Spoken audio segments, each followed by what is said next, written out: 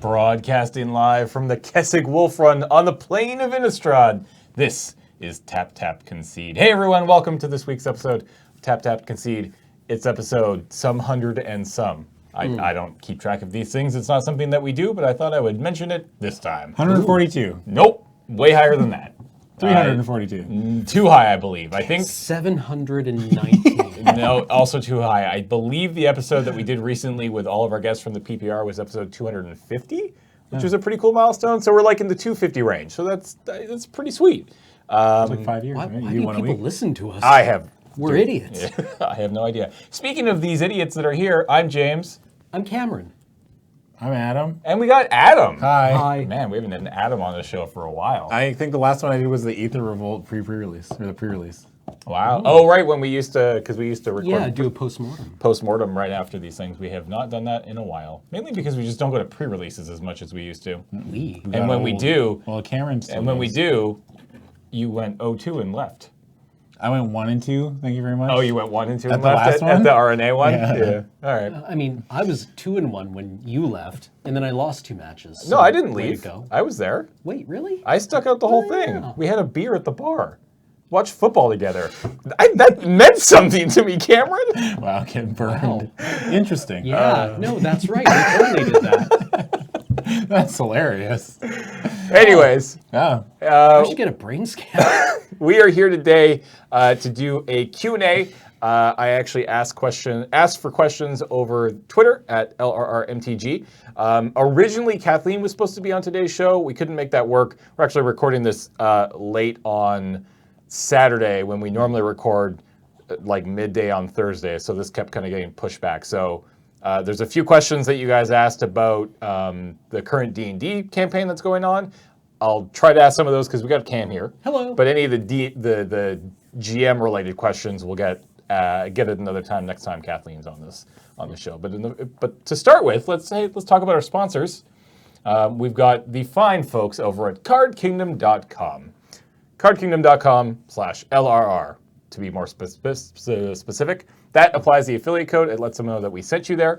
It is just a fantastic place to go and buy all of your Magic card needs, whether it be singles or sealed product if you live in the United States. They also sell dice and playmats and sleeves and deck boxes. They got everything you need, and we love them. We use them. Literally, I ordered almost 180 cards from them the other day for the commander thing that I messed up, and now I need to order another 60 more cards, but that's neither here nor there. They got to us super quickly. We love them. We use them. Go check them out, cardkingdom.com/LRR. At the end of your order, you can say, Loading Ready Run, send me a button, please, and you will get a button, one of the limited edition little 1-inch pin buttons. They're great. They keep going super fast, so I honestly don't know what pin you could possibly get when you hear this and make an order. Theoretically, it should be double block and pray. Yes, that is the current one if you order now. And honestly, by the time this comes out on Monday, they might already be gone. I don't know. They seem to sell out very quickly, but they're great. Go check them out, Card Kingdom.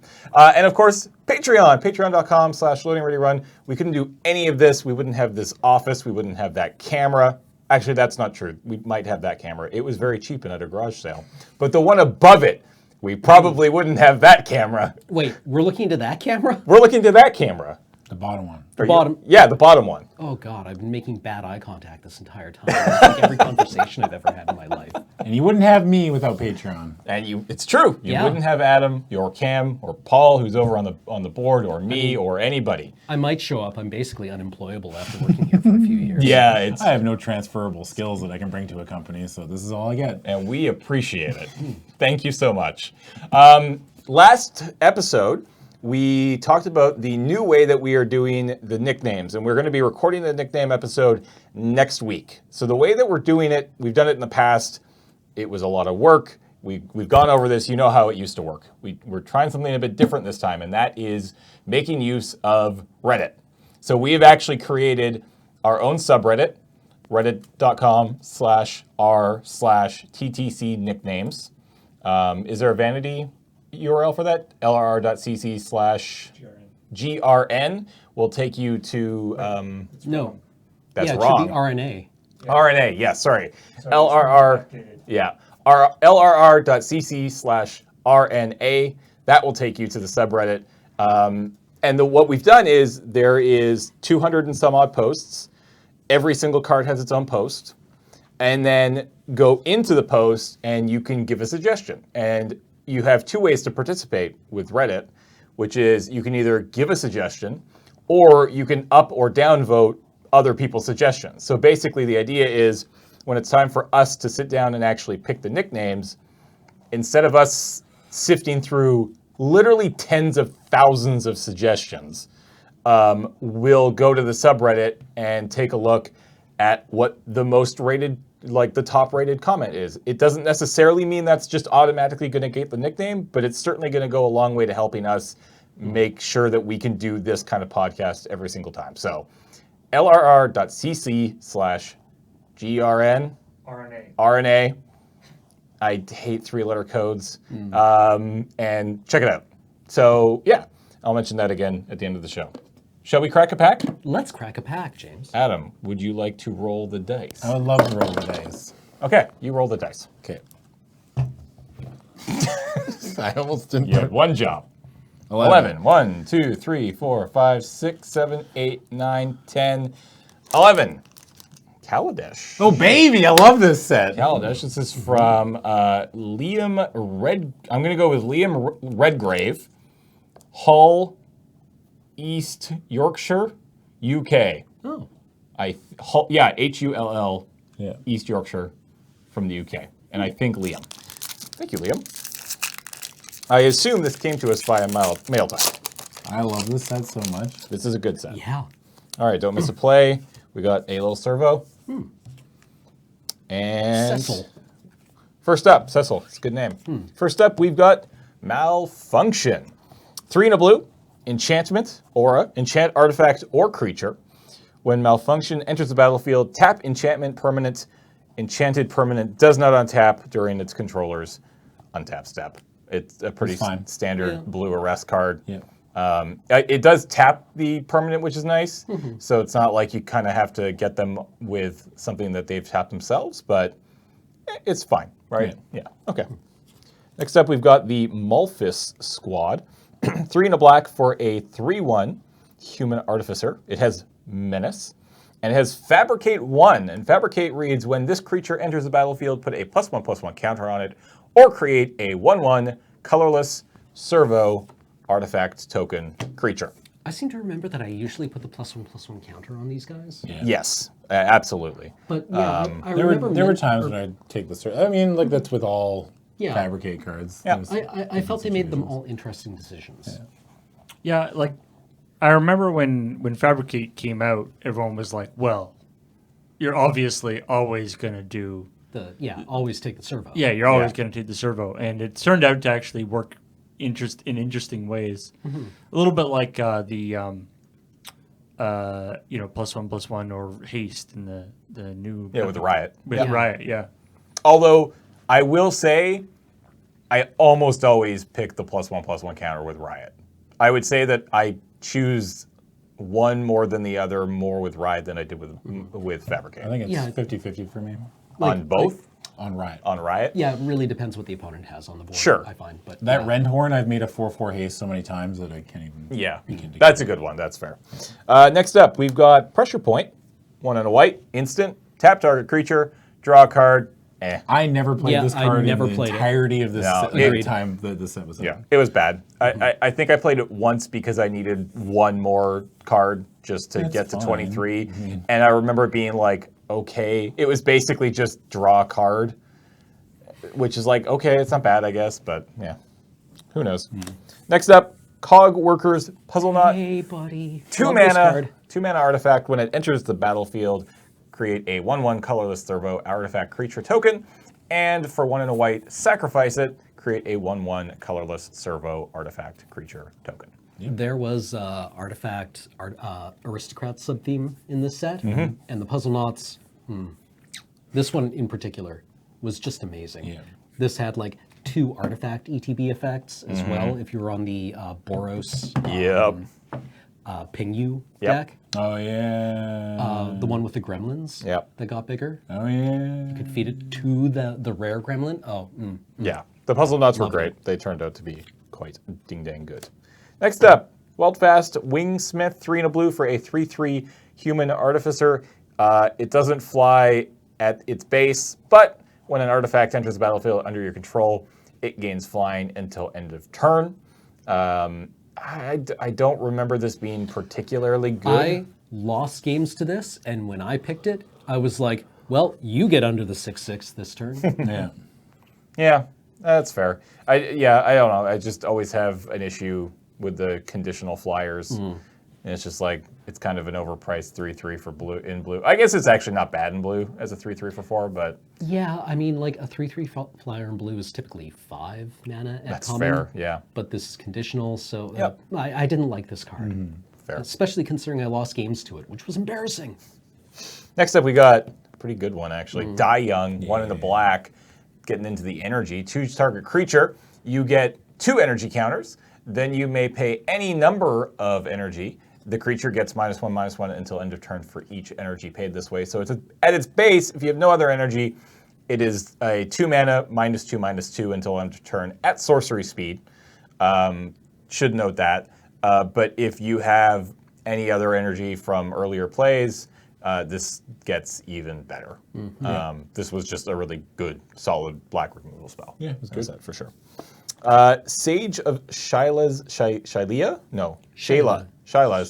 claim. Yeah. 1 and a green. It's an elf druid to 2/1, and when it enters the battlefield, you get 3 energy. So right there, pair that with Die Young, and now you can kill something that's a 5/5. Seems decent. I don't. I mean, the card's fine. Yeah, this card yeah, was. I wasn't anything super like- excited No. for it, but like, I remember running it like when I had, what were those uncommons that like put counters on things and. the cock mod, decoction module. Yeah, the modules. Yeah. Oh yeah, Different right. modules. Yeah. Yeah, those worked really well. Yeah. Yeah, there's the decoction module. Sweet. All right, next up, we've got Spontaneous Artist. 3 in a red, human rogue. It's a 3/3. When it enters the battlefield, you get an energy. Pay an energy, target creature gains haste until end of turn. I did like this card a lot, actually. It's fine. It just felt really good, especially in the red aggressive decks, to be able to be like, play this down, and then any other energy you can get just goes into steamrolling your opponent by giving every creature that comes in after it haste. So, love it. One of the better commons in the set, Riparian Tiger. Yeah. It's right in the name, right? Yeah. Yep. 3 green for a 4/4 cat. Not bad, not great. It has trample, better. When it enters the battlefield, you get 2 energy, even better. And whenever it attacks, you may pay 2 energy. If you do, it gets +2/+2 until end of turn. This card's great. This card was bonkers good in the green deck, green energy-based decks. And you could do that pain when it attacks as many times as you want, right? Yep. So that's also pretty dang good. So yeah, this card was fantastic. I liked it a lot. Weldfast Monitor. 3 mana, 3/2. It's an artifact creature lizard, and has a red activated ability. 1 red. It gains menace until end of turn. Perfectly serviceable 24th card. Yeah, I mean it made it into probably more decks than I care to mention, just as a reasonably efficient cost 3/2 Yeah. that trades up. But I don't really ever remember paying 1 red mana very often to give it menace. This was just a efficiently costed blocker, so liked it. Ooh, Vampire Whitehawk, Aerial Responder, 1 white, 2/3 flying vigilance lifelink. Card's great. Card is so good. Man, yeah. I feel like this is one of those mythic uncommons. I definitely don't feel like I got to play it as much as I wanted to. It's a dwarf, which did kind of sometimes have some synergies, but I don't really recall the red-white dwarf deck happening all that often. But when it did, it was fun. Next uncommon we've got is the Foundry Inspector. 3 mana, artifact creature construct. It's a 3/2. Artifact spells cost you 1 less to cast. This was a super solid card in the artifact-based decks. especially in an artifact-based set. Like this guy a lot. Agreed. Yeah, no. All right, we've got one final uncommon. The Aetherborn Marauder, 3 and a black, 2/2, flying, lifelink. Okay. When it enters the battlefield, move any number of +1/+1 counters from other permanents you control onto Aetherborn Marauder. Sometimes this could get really out of hand. Yeah. Oh yeah. I mean, Like, especially in the Really out of hand. with the +1/+1 counter deck, this card was just real good. The fact that it has flying and lifelink was just sort of gravy. Honestly, I think this card still would have not been that bad have you removed either one of those keywords. Yeah. Like, I still think it would have been a dang good card. All right, we got a rare. Right. It plays quite well into the, or I guess it plays well with energy. It is the Architect of the Untamed. Ooh. It's a 2 and a green 2/3 elf artificer. I can't speak. Artificer. Artificer. Artificer. Artificer. Artificer. Artificer. Whenever a land enters the battlefield under your control, you get an energy. Pay 8 energy. Yeah. Create a 6/6 colorless beast artifact creature token. This card stinks. Arificator. This card, this card was great. No, it wasn't. Farticider. It was not a good card. It wasn't very. It was too slow. Yeah. I would take the aerial responder, and it's not even remotely close. I think the Marauder responder. I think it's definitely either the responder or the Marauder. Like I don't think maybe somebody could make an argument for the Tiger. The Die Young is obviously quite good, and that's kind of about it. There's some decent black here with like the Squad, the Die Young, and the Marauder. Yep. It feels not great taking a Marauder and then passing the Die Young. Yeah. That being said, the only other white card in this pack is Pressure Point.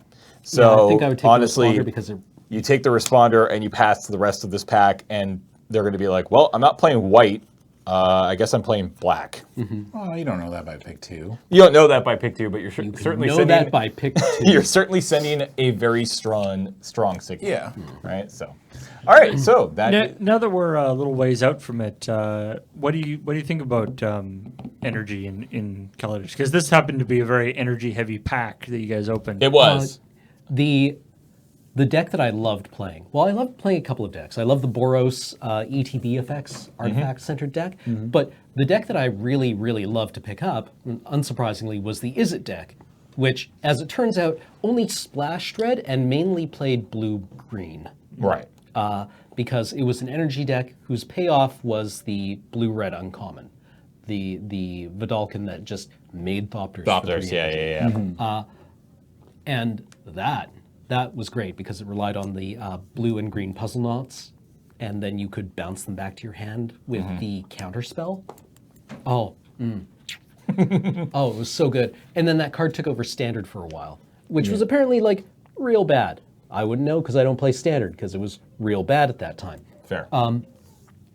But I look forward to energy returning at some future point, hopefully in a way that isn't busted. Yeah, I love alternate ways of paying for things in this game.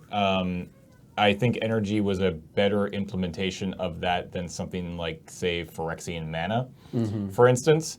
But that being said, I would like to. I'm always keen to see just new ways that R&D comes up with when it comes to paying costs in the game that aren't just mana costs or life. And energy was a pretty interesting step in that direction. And I don't know if they've said that they'd bring energy back. I can't remember. I feel like they have or they haven't, or they have said it. I don't remember which direction they took it to. I think Mark Rosewater has said that he would like to bring it back, but it will require more rigorous tuning, and now they understand how it breaks. I mean, Kaladesh continued on the proud tradition of artifact-centered blocks, getting hit very hard with bans. Yes. Well, I mean, I think they've come down on the side of artifact-based blocks are not good. Yeah. They seem incredibly hard to balance. Mostly because people also don't like them. Because people like identifying with colors in Magic. When build a set that's very artifact heavy, everybody's like, yeah, I don't care. Like, artifacts should just be cool equipment and silly things that, door to nothingness kind of things, right? Right. Silly things that don't ever really come into play. So, I don't know. We'll see. Yeah. All right.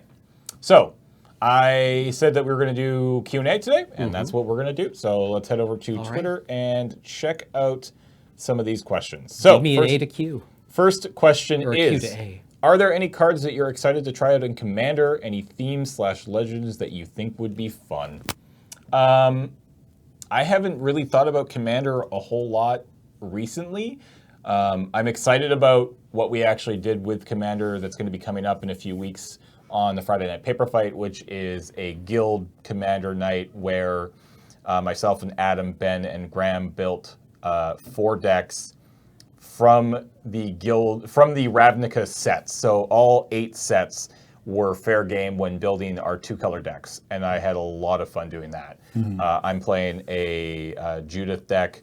Adam, you're playing a Experiment Kraj deck, which looks super sweet. I just think I like those kind of deck building challenges. As it stands for normal everyday Commander, I don't play a whole lot, and I actually don't think either of you do either.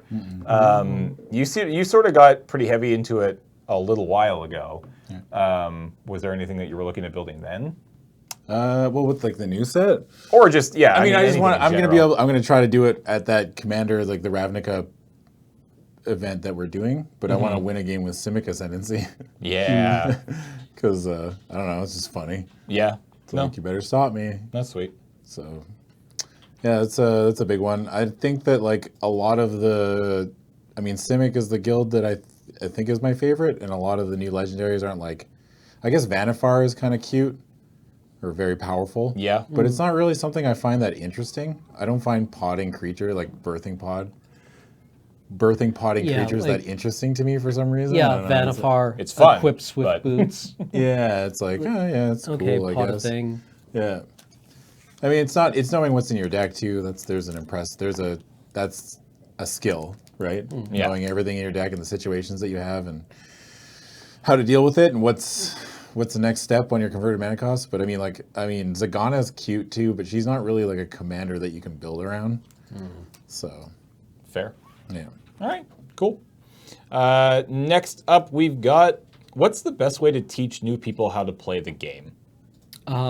So, My best experience, or I can tell you what my worst experiences have been Okay. with introducing people. Commander. which is really funny because that's literally how Ben is currently teaching his girlfriend how to play the game. And apparently it's sticking really well. But I would agree with you. Yeah, I think because, Commander's a terrible way to teach somebody Yeah. to play Magic. Want to learn this game? Okay, it's very intricate. Here's 100 cards from the entirety of Magic that work together in a very sophisticated way. Yeah. Also, all the rules are different. Yeah. Yeah. I mean, something like the like $20 deck building thing that you guys did a few weeks ago is probably So, the I kind mean, of level Sealed. you'd be interested in. Sealed's not bad. So I think honestly the best way straight up, I think, and I think Wizards agrees as well because it's a product they actually made, is these little 30-card starter decks. They are available theoretically at your game store for free. You should be able to go in if they have any in stock. You can go in, you can say, hey, I want to teach my friend how to play Magic. Do you have any of those 30-card starter decks? And the way that they work is really, really easy. And honestly, they are what got us back into the game almost 10 years ago. Like, this podcast exists as a direct result of those 30-card decks. And they're just monocolored decks, right? And they're based around the Planeswalkers. There are no Planeswalkers in them. There is nothing of value in these decks.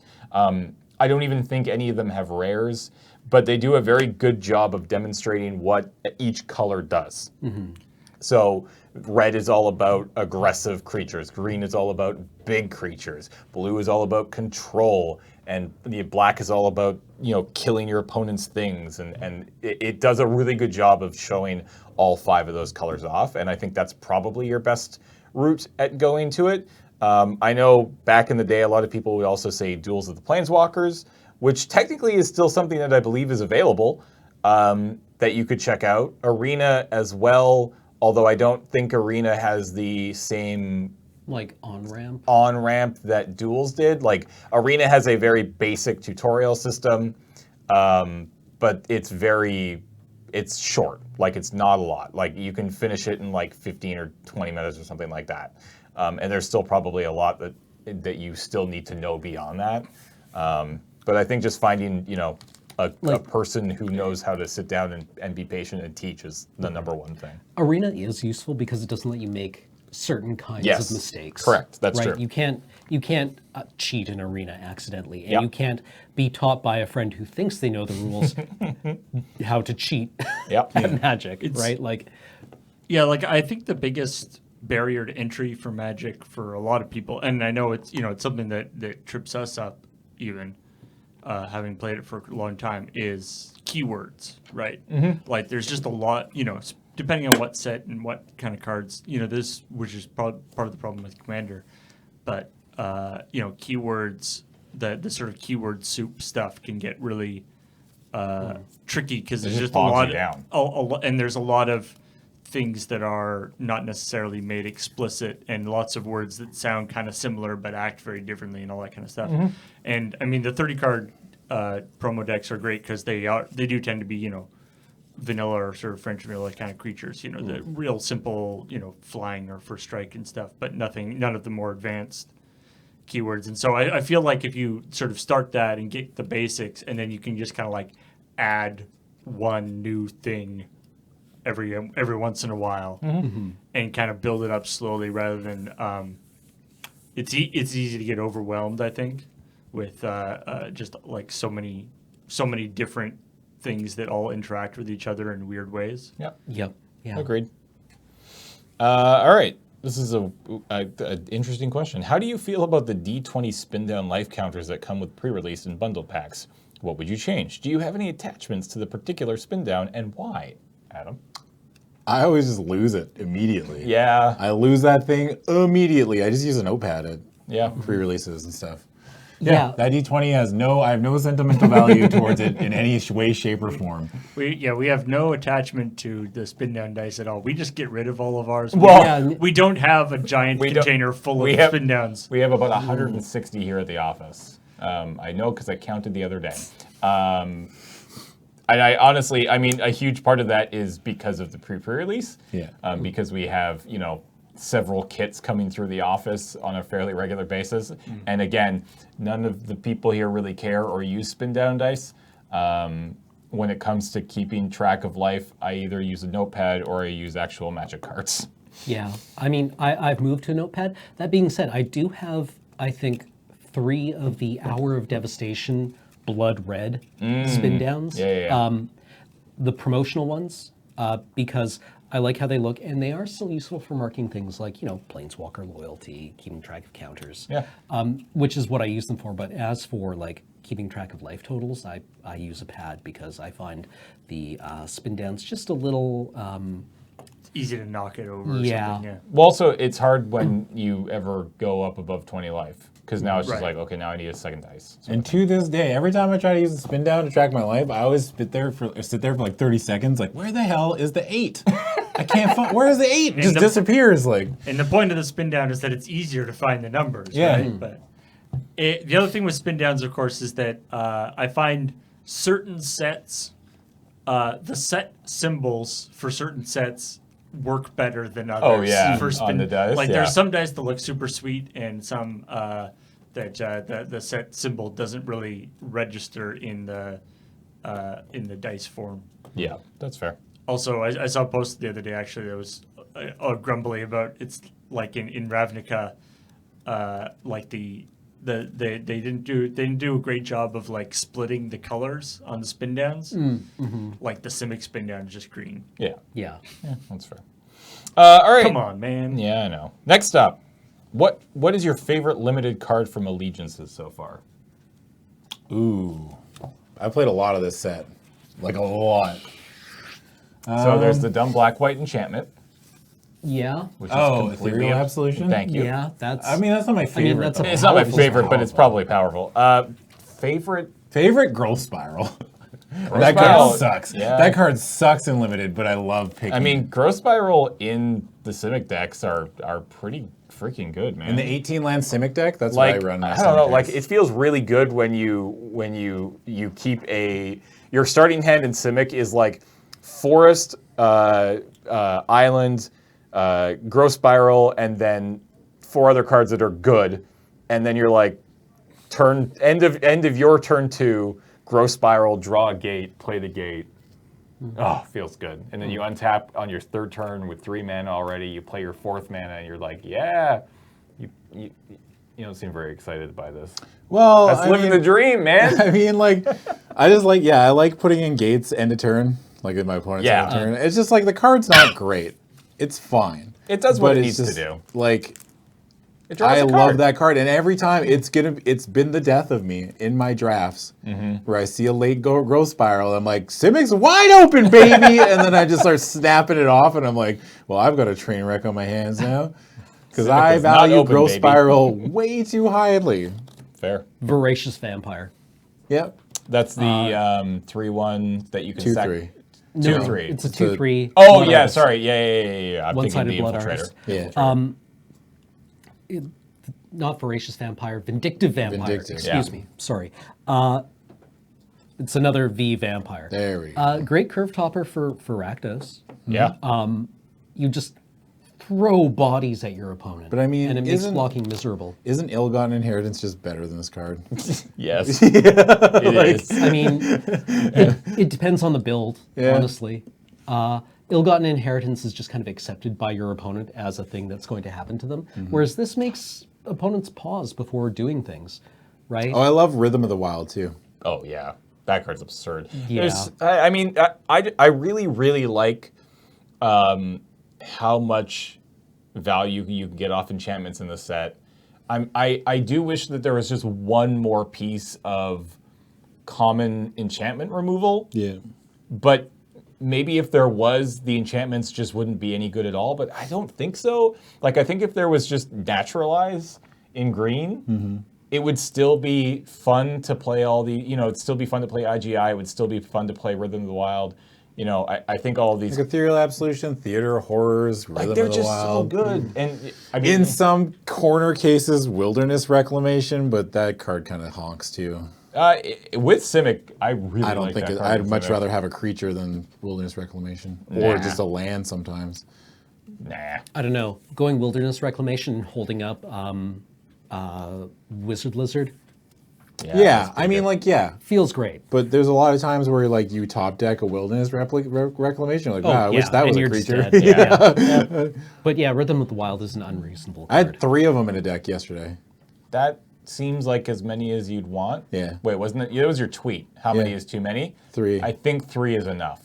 Because then you're just sacrificing probably creature spots for things that improve your creatures. Yeah. Anyways, As a side note, yep. there's a Vengeant Vampire, a Vengeful Vampire, a Vindictive Vampire, and a Voracious Vampire. Yeah, those guys should get together and make a band. Yeah. The V vampires. for Vendetta is The V- in there. Yeah. What do you? Is there 5 of them? Because I would go with the V thing. Oh yeah, that's Ooh, true. yeah. They need one more because that was Yeah. only 4, right? Yeah. Oh, they need to make one more. Well, there's the Vizcopa Vampire, but it's not really part of the same. Yeah, it that doesn't really yeah, work. Yeah. Okay. Not the right kind of adjective. Yeah. I'm going to text some people. What do you do with the cards after PPRs and Crack-A-Packs? Throw So them in the trash. immediately after them, they collect in piles around the office that piss most people off, and then eventually somebody will go through them for value, and that value will be transferred into a box.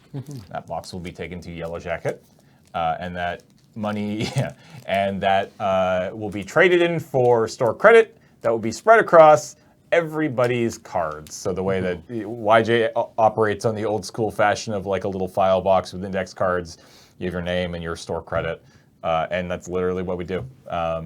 Sometimes if a card comes in through the office via Crack-A-Pack or the PPRs and stuff like that, and somebody in the office wants it for their collection, then they just throw a couple bucks at the petty cash box and take the cards. But that's kind of what happens with them. But most notably, they don't do anything for a week. Yeah. The Yeah. PPR. Yeah. Next up is what formats are unofficial now, but you foresee being officially supported in the near future? Well, I mean, like Arena Extended has to be. Yeah, I a definitely, format that I will definitely feel like the next like actually officially sponsored, like officially backed by Wizards of the Coast, would be Arena Eternal, because I think they need to have a solution that exists in that program so that all the cards that I spent time collecting So aren't that'd just be Kaladesh forward? so. What you mean backwards? No, for like Kaladesh and then Like everything. Kaladesh was the earliest set. Kaladesh was the earliest set, but that's not actually technically available right now because when they Yeah. re-released it, they just took that set out. Oh, okay. So they could theoretically, what I would love them to do is yes, put Kaladesh back in because it's already programmed. You've already done the work. It's already there. People played it, and then starting with, I mean, honestly, it could start right now because it's already rotated. Create an Eternal format that is just, yes, Kaladesh and everything forward. Anything that ever gets released on Arena is in that Eternal format. And I think that's probably makes sense to be the next officially sanctioned thing. That being said, actually, best of one drafts are a thing that Wizards are testing in stores right now. And that's... Well, they're doing it in the big Yeah, the Invitational. the invitational or whatever, right? Well, that's Yeah, that's it's a a whole separate thing. that's a whole other thing. That's whatever. That's just sort of a funky format for the Invitational. I don't really want to get into that. But they're testing literally the best of ones that they are you can play on Arena in stores. So it's I believe the format is 5-round draft. You draft and then you play 5 best of round games. Best of one round game. Yeah, best of one games. Yeah, see, Which I am super in for. I think that's Really? great. Yeah. I feel like you would spend more time locating opponents than you would. Like, it works great in Arena where they just have a pool of thousands of people playing so you can get matched up immediately. But, like, if you get to play one game of Magic and then have to wait 10 minutes, But you already have to do that, right? Like, but you get 3 games of Magic or 2. yeah. Well, the thing, so it's less time too, right? So you don't have. It's not like it's still 50-minute rounds. Right. I think it's like down to like 30 minutes. So yeah, if your game finishes super fast, then you have to wait. But that's no different than what it used to be, right? And yeah, it means that you aren't playing Magic, but I don't know. I just like the idea. I am a big fan of best of one on Arena. I think it's a great format. It's fast. It lets me play way more Magic now than I ever have before. And it just like because when Allegiances came out on Arena a few weeks ago, it was just best of 3. And after playing so much of Ravnica best of ones, going into those best of 3s was just like, oh my god, this is such a slog. Like, Jesus, I just want to play games and just go. Yeah. And it's And, like yeah.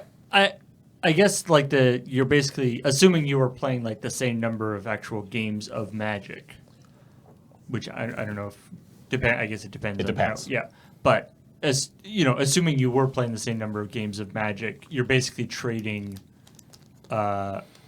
You're playing against more different decks. Yes.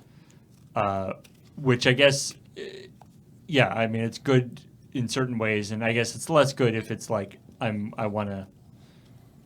I'd like to try that again to see Yeah, to do absolutely. it better. But on the other hand, if you get like in a miserable matchup, you're just like, Yeah. where it's just like I don't really need to get stomped again. Yep. So interesting. Maybe we should try doing a best of one sometime on Yeah. Friday Night Paper Fight. We could do it. Because, I mean, the thing is that in a best of 3 round, the least amount of matches or games you're going to play is 3. The most you're going to play is 9. So halfway between 5. Right. Ish. More Right. predictable. Yeah. So you're going to play 5 games, whereas if you go into a best of 3 rounds, you could play anywhere between 3 and 9 games of Magic. So, and then obviously obligatory Canadian Highlander would be cool. I think there's a lot of hurdles that are in its path. The point list, the mulligan rule. The point list I The- don't think is I don't think the point list is a huge deal. I think they would need to change the Vancouver mulligan The big one is card availability. Well, yeah, because right now it's not a sanctioned event, or it's not a sanctioned thing here in Victoria because we famously allow collector's editions and stuff like that when it comes to some of the more powerful cards. Yeah. And that's what allows it to, I think, thrive as much as it has here in Victoria. Whereas if you said, well, you can't play with any of these anymore, then I think a lot of people would stop. So, but who knows? I wouldn't mind seeing, I know Brawl's not exactly the hottest topic, but Commander or Brawl in Arena would be nice. I mean, yeah, like... I'd I jam was really that. surprised when Brawl wasn't a arena format. Well, I think because like people really like Singleton. People really like 60 card Singleton on Arena, and I kind of feel like WotC is like that's probably just what we should do. It's another one that I think Singleton should just be a thing that exists on Arena at all times. Like you should be able to just play Singleton whenever you want. But yeah, I mean Commander's tricky because like, are you when you say Commander, are you saying just like eternal Well, that's why I said Arena? Brawl. Brawl would Yeah, be yeah, easier yeah. just because like it's standard only, so it's like probably easier to implement. But I mean, it's one of those things where it's like in 10 years, you know, you can have a pretty interesting Commander Arena experience because now you have a massive card pool to play now. from, right? But not right now. So next up is, what do we got here? Couple then. If you could keyword one common mechanic, what would it be? Come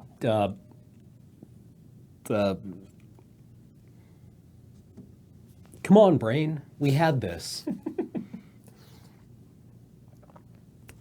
I don't know what you mean by like. I don't know what they mean by keyword combo. Yeah, but like an ability that appears on multiple cards where it's always spelled out. You know how Menace recently became keyworded? Sure, it used to Right. be. Yeah, it's like cannot be blocked by more than 2 creatures. Yeah. Or, yeah, it has to be blocked by more than 2 There's creatures. one that keeps coming up, and now I've drawn a complete blank, and I'm trying to think of it. That's a tough question. One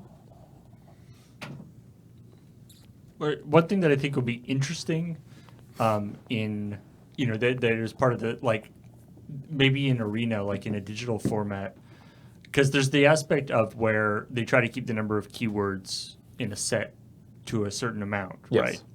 right? Especially like in a set like Ravnica or whatever, where there's already a lot of keywords that are built into it.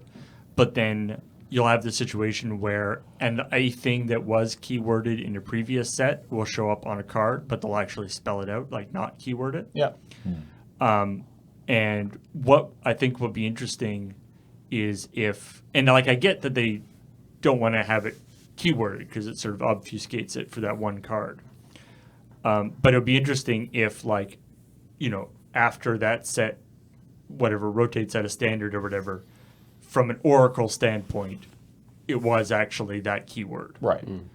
Like, I think Magic does suffer sometimes from, there's these things that are all, like, things that are all very similar effects, but have stupid, weird edge cases that are different for annoying reasons. Yeah. But yeah, things that show up a lot that I don't know. Yeah. I mean, like the ones that I think of are effects like, you know, this creature cannot be blocked by more than one creature. Right. Right. You could probably call that duelist or something. Yeah. Even though it yeah, appears on like beasts Yeah. frequently. Yeah. That's fair. The phantasm thing, the like if it's Targeted. targeted, it Right. it disappears. I actually like that one a lot. I think that would be kind of cool. Intangible something. yeah, something like that. Yeah.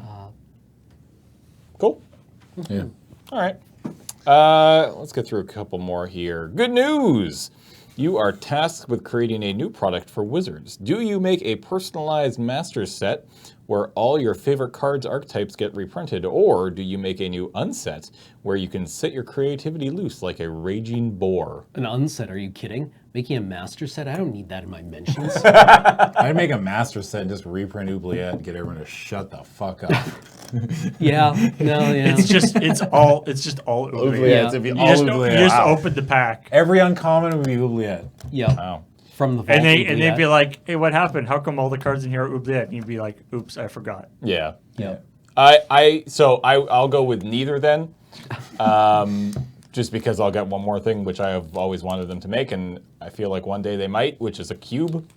I would really love to see Wizards of the Coast create a probably like a here's what I want: 360 Like card a gold border cube. 360 card gold bordered cube, where you can reprint some of the fun stuff in gold borders, not legal, and then subsequently release updating like packs. So it's like here in, this year we're releasing the 360 card cube. Play with it, enjoy it, have fun with it, let us know what you think. Give us suggestions on how to tweak it in the future.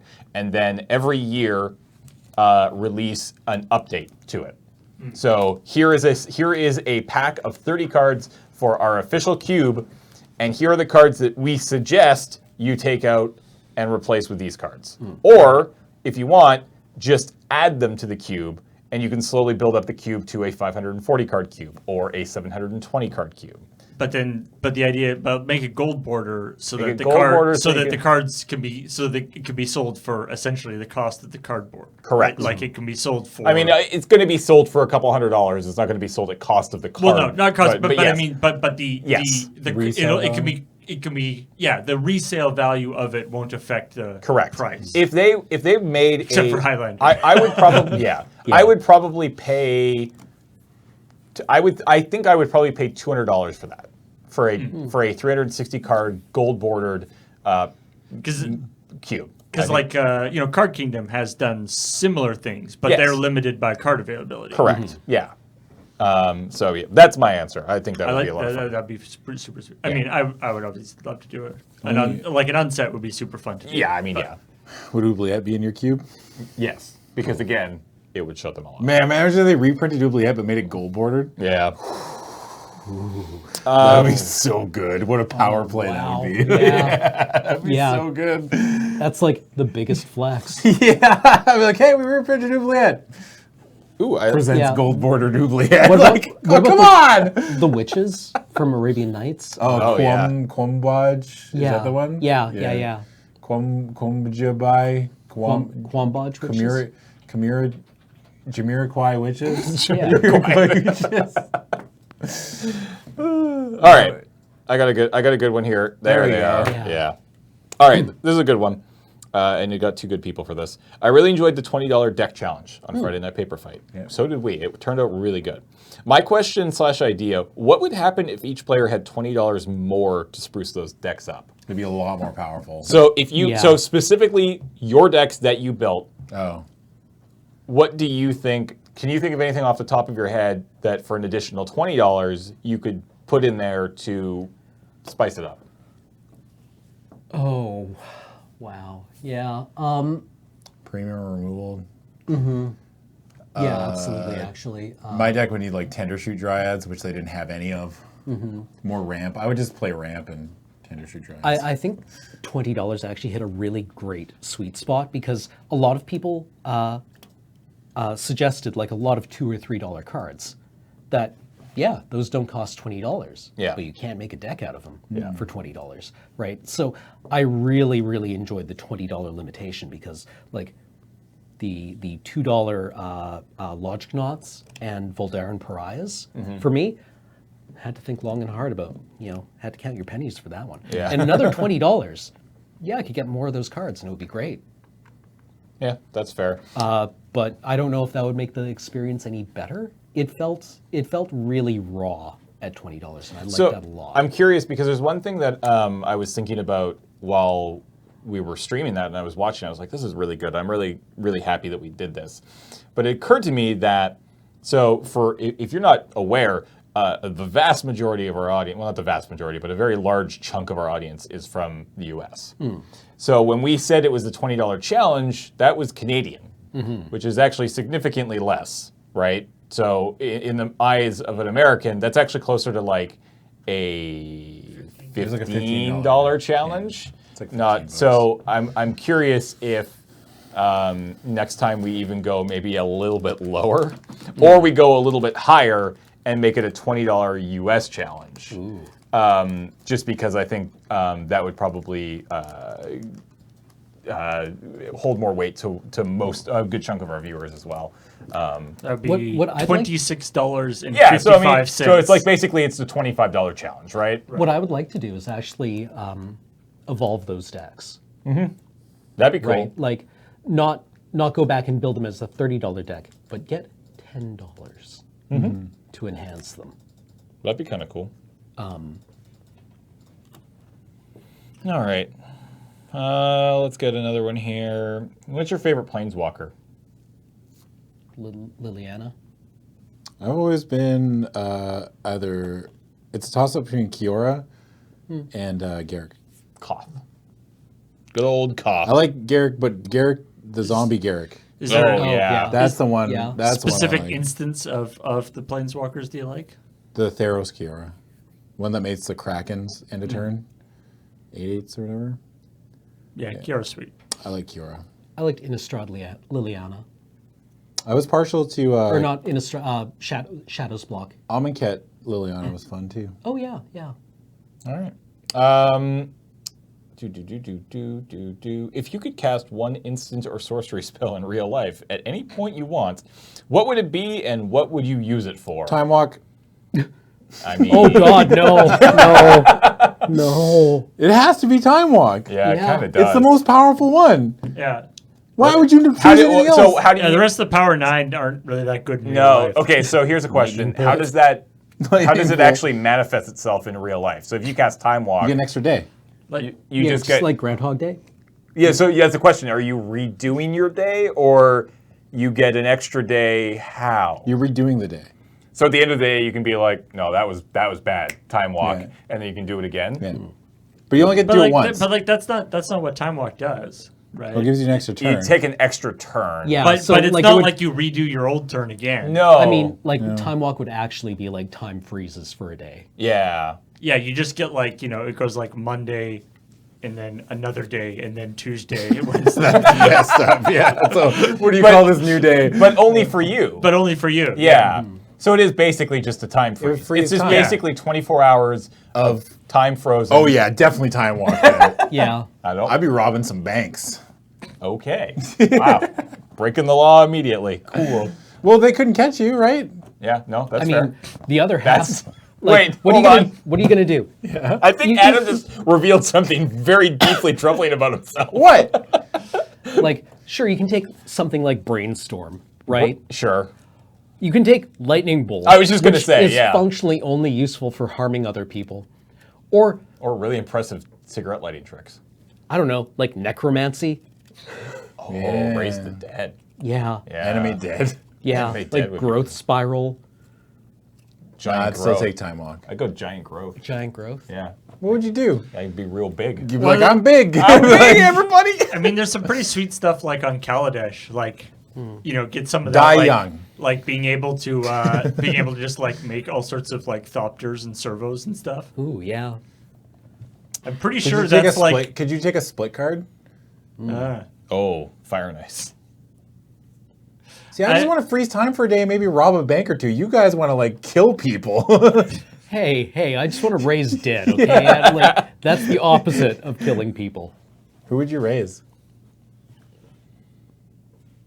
Carl Sagan. I knew it. I knew it. I knew it. I knew it. I knew it. Zombie Carl Sagan. Elliot Smith.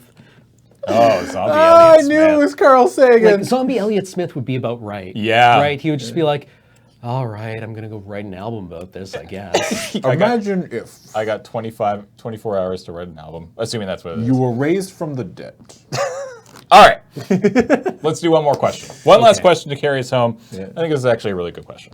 The professor stated in a video not too long ago that being casual doesn't mean you can't be competitive. What's your opinions on this, especially for EDH? I think this is a pretty interesting question. Yeah. Okay. All right, here we go. Hit me, Cameron. Yeah. The casual competitive thing has always stuck in my craw ever since I played like World of Warcraft, right? Because I had a day job, and therefore, according to my guild, I was a casual. And I'm raid ready on day one. Come on, I'm not casual here. I've got a PvP ranking. But like, the way that it is commonly understood is that like when you're competitive, you're playing some kind of A-list, right? And Right. when you're casual, that is when you're like homebrewing. Yeah. Typically. But like, I don't know. I don't find them useful delineations because I don't find either of them has a very good definition. Yeah. So I don't know what they mean in a very literal sense. I can tell you that like the person who plays Magic once a month at their, LGS with like a commander deck that they, it comes from their collection that they've been playing with since high school. Maybe they're a casual player. Maybe they're a vintage player. Yeah. Right? Like I don't know how to define these terms. Yeah, it's such a tough question, especially in like 2019, where it's like, I guess being casual is seen less as a negative these days, whereas like, when we were growing up, like when we were teenagers, Yeah. like being called a casual was like, Oh, it was go time. it was go time. Yeah, it was it, man. It was like you didn't want anybody to call you casual. Like, I'm not casual. I'm the best at this game. But now it's like I view casuals or casual like Magic, I guess in this case. Casual Magic is like, I don't know. I just play it every once in a while. I like to have fun with it. And then, like if I play against somebody that has like a really tightly tuned deck, like a Commander, I'm like, yeah, that's cool. That's how they want to have fun with me personally. That's how I see it. Yeah. Like I guess I'm casual now, and Like- I'm comfortable with that. A great example was when we were at live with GP Vegas, and we were doing the spell slinging event, and I was sitting down. I sleeved up a Yargle Commander deck, and which I would assume is like kind of the definition of casual. Like I mean, Yeah. like To some people, yeah. to some people, For sure. yeah. And it was just a bunch of equipment and Yargle, and that was it pretty much. And someone sat down across from me and was like, hey, just let you know that my deck is very unfun to play against. And I was like, yeah, whatever, do your thing. And then he cast Ad Nauseam on turn 3 and flipped half his deck over, and then Storm killed me. And I was like, oh, that was fun. I mean, like, you look like you had lots to do there. I was like, that's cool. That's fine by me, man. That's how I approach Magic now. It's just like, oh, yeah, just do what you want. And if that's how they want to, like, but you know what I mean? Like, if that's how they want to enjoy the game, you don't have to, like, interact with that person constantly, I guess, like, if you don't want to, is what I'm saying. Is like, you can find other avenues to find like-minded people to play against. There's always going to be people that play casually that want to play to win. That's just human nature. People want to win games. Like to me, the separation is like if you have an objective in the game other than winning, Yeah. like if you still consider it to be a successful game, even if you didn't win, I would call that a casual way of playing. Yeah, that's fair. Like if you come away, like if you came away from that thing of between you and that guy, and being like, okay, well next time if I face that guy, this is how I'll have to change my deck in order to defeat him. Yeah. Right? Like if the and that's not to say that you can't, lots of people have fun thinking about that and working in that realm. But if to me that's the sort of the competitive versus casual, and that's the case, with in other games too. Yeah. I mean, yeah, like the thing is that, like for me, you can 100% be both, and I think I think the thing in you different definitely will. contexts. the thing is that I think almost everybody who plays this game is both. Yeah. Right? Because there are times when you are playing it competitively and there are times when you are not. And the question asker actually specifically called out EDH as well, right? Which theoretically is a format that is Somewhat it's designed to be casual. well, and that's the thing is that it was designed as a very casual format to start with. It has morphed into a format that can be played competitively if you wish to do so. And I think more than any other format in this game, there is a huge divide between a competitive EDH player and a casual EDH player. And I think that's definitely where a lot of this, where this argument can sort of boil down to. But even pro Magic players can be casual Magic players. But Yeah, I think it's like it comes down to just like what you're hoping to get out of the game. yeah, You know, whether and obviously there can be a lot of friction when, you know, if two people are coming into the game with different expectations. yes, that's where I mean that's where You you know, butt heads, if you're coming in and being casual and somebody else is coming in and looking for a competitive and looking thing. for a Yeah. competitive thing, it's sort of not fun for either side. Yeah, But even here, like we've seen 4 people with, I mean, slightly similar, but kind of different definitions of what casual is. Like everybody Right, has yeah. their own opinion of what a casual player is and what a competitive player is. Yep.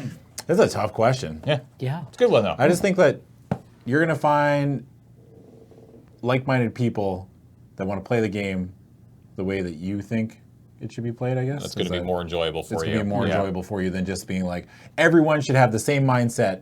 That's not the way people work. Yeah, No. I mean that's the joy of this game is that it can be played a million different ways. Yeah.